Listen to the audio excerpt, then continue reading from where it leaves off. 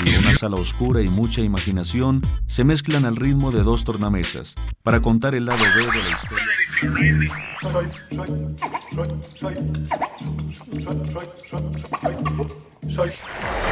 Oh, turn it off. There's nothing on the radio anymore. Esta es la historia de nuestra radio. La red de nuestro país surge gracias al señor Constantino de Tarnava en 1919, cuando instala la primera estación experimental de nuestro país, en la ciudad de Monterrey, Nuevo León, inaugurando después en 1921 la primera emisora identificada como XEH. El primer programa radiofónico se originó el 21 de septiembre del mismo año en una estación construida en la planta baja del Teatro Ideal en la Ciudad de México. Para el 1923 se inauguró la CYL en Universal Ilustrado, la Casa del Radio, propiedad de entonces Raúl Azcárraga, y la CYB, en ese entonces propiedad de La Cigarrera, El Buen Tono.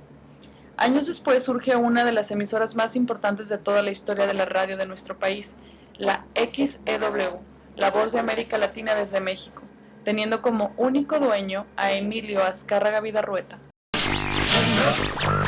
Liga Central Mexicana de Radio.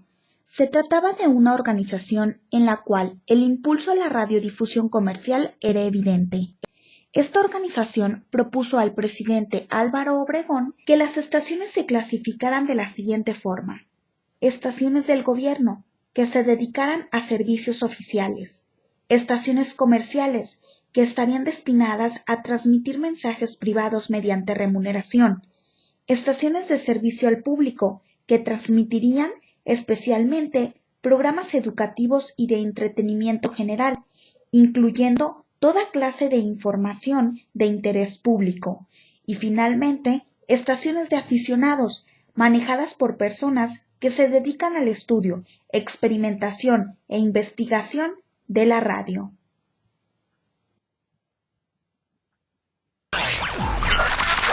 Comisión Interamericana de Comunicaciones, 1924. Los acuerdos tomados en la CIACE constituyeron la base política sobre la que se apoyó la elaboración de la Ley de Comunicaciones Eléctricas, expedida en 1926 por el gobierno de Calles. En mayo de 1924 se presentó un proyecto de convención en el cual se resalta que se reconocen a las comunicaciones eléctricas como parte esencial del servicio público y que por consiguiente deben estar bajo la supervigilancia de cada gobierno dentro de su jurisdicción. Cada gobierno se reserva, en principio, la administración directa de las comunicaciones eléctricas internas y se obliga a que las concesiones que otorguen para la explotación de las comunicaciones eléctricas se sujeten a disposiciones de la presente convención y en lo posible a un régimen de libre competencia.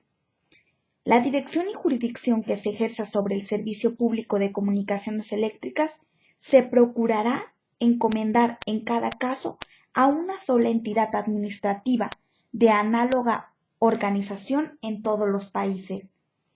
Y finalmente se reconoce que las comunicaciones eléctricas para el uso del público, ya sea nacional o internacional, deben estar abiertas a todos por igual, sin distinción en ninguna especie. Fueron varios los países que apoyaron estas reformas, pero Estados Unidos se negó a firmar las resoluciones de la CIACE, argumentando que atentaban contra la propiedad privada de las comunicaciones eléctricas y pugnaban el control absoluto de ellas por parte del Estado.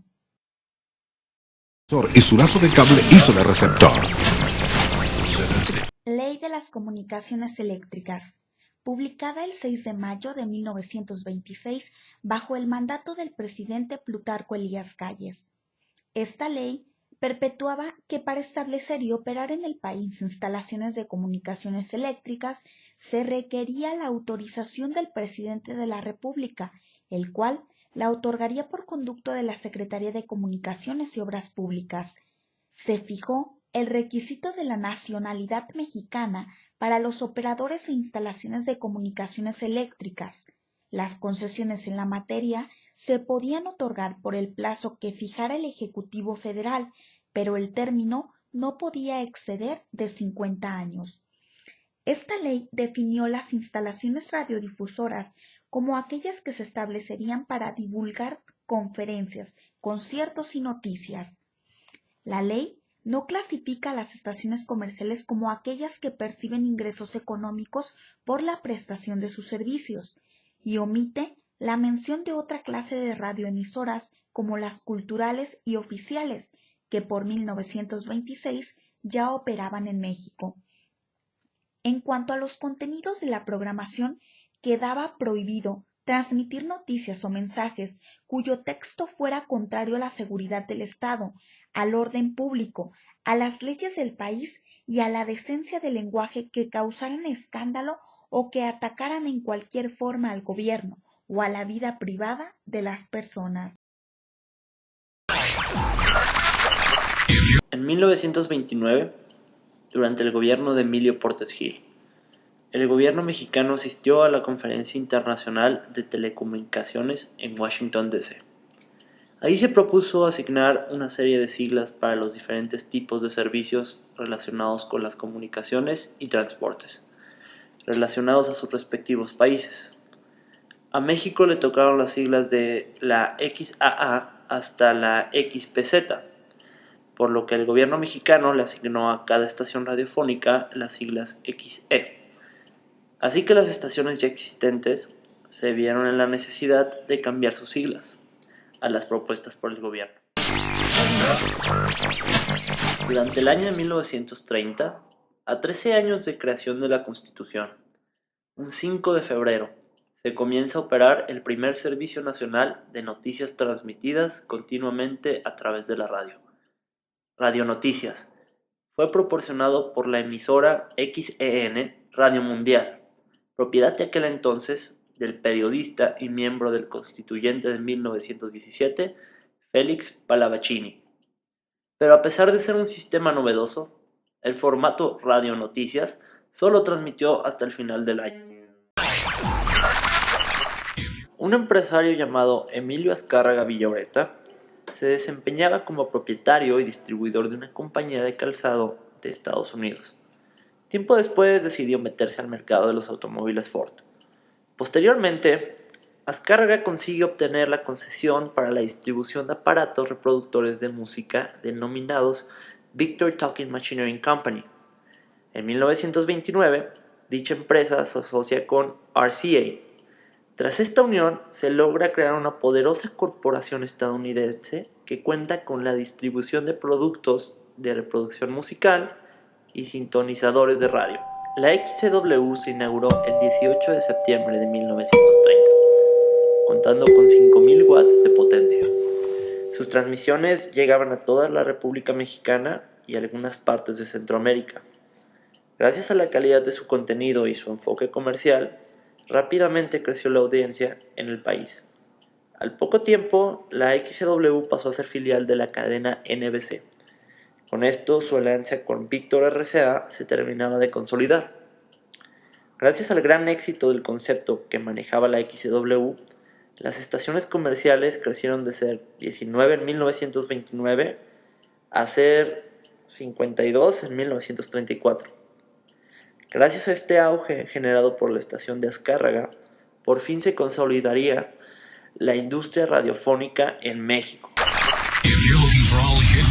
Ante el gran crecimiento de radioescuchas a partir del nacimiento de la XCW, el Estado reforzó su actividad, imponiendo una serie de leyes que protegía sus intereses, el de los dueños de las radiodifusoras y la de los ciudadanos de aquella época. Por lo que el gobierno de Abelardo Rodríguez incluyó en el libro de la Ley de las Vías Generales de Comunicación un apartado en el que prohibió cualquier comunicado que atente contra la seguridad del Estado o que ataque a éste. Además prohibió cualquier uso de propaganda que engañe al radioescucha, ya sea de carácter político, religioso o comercial. Por otra parte, la Ley de las Vías Generales de la Comunicación establecieron el uso del 20% de las transmisiones para el uso de publicidad. Aparte, el Estado llegó a exigir un monto por impuestos del 5% de las ganancias de publicidad generadas por las estaciones. siempre y cuando éstas fueran ajenas a las empresas pertenecientes a los dueños de las radiodifusoras. Cuando dichos dueños anunciaban alguna de sus propias empresas, solo tenían que pagarle una cuota al Estado. El 1 de enero de 1931 se inauguran oficialmente las transmisiones de la radiodifusora XEFO, inicialmente llamada XEPNR, propiedad del Partido Nacional Revolucionario. Sus objetivos, además de difundir la doctrina del partido, eran afianzar la alianza de todas las clases sociales en torno al Estado revolucionario, por lo que se diseña una programación para llevar la doctrina revolucionaria a toda la población mexicana, desde niños hasta grandes industriales. Sin embargo, este avance del PNR no es gratis, puesto que en el capítulo 6 del libro 5 de la Ley de Vías Generales de Comunicación se crea un apartado llamado Transmisiones Prohibidas, en el cual, en su artículo 77, dice que las transmisiones no deberán de atentar contra la seguridad del Estado ni atacar contra el gobierno constituido. Además, en el artículo 78, prohíbe la transmisión, velada o franca, de asuntos de carácter personal, político o religioso, eliminando completamente la libre expresión en la radio. Para compensar las restricciones que las disposiciones legales imponían a la radio sobre su utilización política, se les otorgaban facilidades de acumulación y amplia protección jurídica.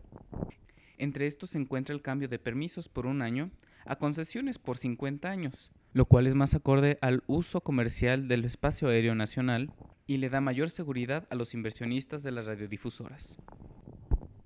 Otro cambio importante fue en el artículo 17 de la ya mencionada Ley de Vías Generales de Comunicación, en la que se establece que las radiodifusoras podían dedicar 20% del tiempo total de transmisión a propaganda comercial, lo que les traería una gran inversión. Al mismo tiempo, en la Ley de Impuestos a Estaciones Radiodifusoras se agregó un gravamen del 5% sobre ingresos brutos a las estaciones comerciales. Por si fuera poco, se le permitió a las radiodifusoras en posesión de otras empresas dar sus propios anuncios publicitarios por una cuota fija, en vez del 5% establecido, reduciendo de forma importante el monto de impuestos que debían de pagar. Es clara la relación de poder que había entre medios y gobierno, y cómo este último censuraba todo aquello que iba contra él. Y para muestra basta un botón. El día 7 de noviembre de 1931 se filtran 3 miembros del Partido Comunista Mexicano a los controles de la XEW y dirigen un discurso por 10 minutos que es escuchado en gran parte de América Latina. En él hacen un contraste entre la Unión Soviética y su exitosa creación de socialismo contra los países capitalistas agobiados por la crisis. Atacan al gobierno de Estados Unidos y critican al gobierno mexicano de ser amigo y cómplice del imperialismo yanqui. Esto inició una búsqueda de los líderes activos de la PSM, y aunque no tenga repercusiones en el ámbito de comunicación, se usa como una muestra del régimen autoritario del gobierno sobre los medios y la libre expresión.